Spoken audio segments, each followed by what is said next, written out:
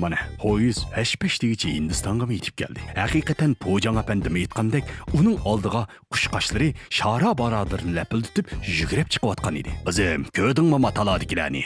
Satang asqatimiz deymaniyatkilarga. G'azab yuzim bor, hammasi mening. Po'jam oxiri o'zining 20 yil yog'i ayrilgan yurtiga qaytib keladi. Hamda onasini mahkam quchoqlaydi. Ha, 20 yil? Hey, sen 20 yilda yog'i apangning gapini anglamay qaytmagan odam. Hamda qizingni o'zingning gapini angladi otamsa? Ha, bo'pti.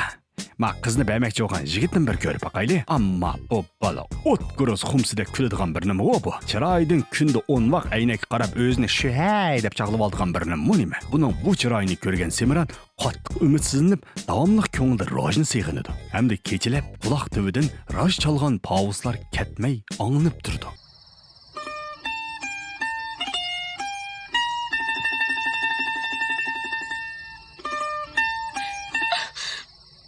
Amaliyotda bu anglanib turgani uning xiyoli emas, balki Rojning qo'noqlikda saqlayman seni degan naqshisining solosi edi. Mana azaldan dadasining gapini anglamaydigan bu qizning quliqi bugun shaning bir chetidagi etizlikning uchidagi qota bir yengshansi yo'q gitardan chiqayotgan ovozni anglab yetib kelgan edi. Bu dal Roj edi. To'rt tarafida hech qanday tam va tog' bo'lmagan bu etizlikda aks sadoni bo'lishiga qo'yib naqsh etayotgan Roj Semranni qita atlab izlab kelgan edi. Bu ishga ming taslikda ko'rishgan oshiq mashhurlar fursatni tutib jang gapini qilib olmay "Bekochini to'y chaqadim" degan naqshini aytib quruq xiyollarni surib o'tiradi. To'g'ri gap. Bekochin to'yga chaqas haqiqatan bo'lmaydi.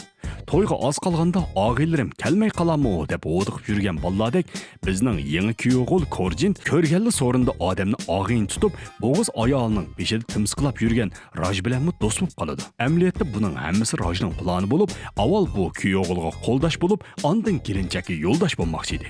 Qara mani.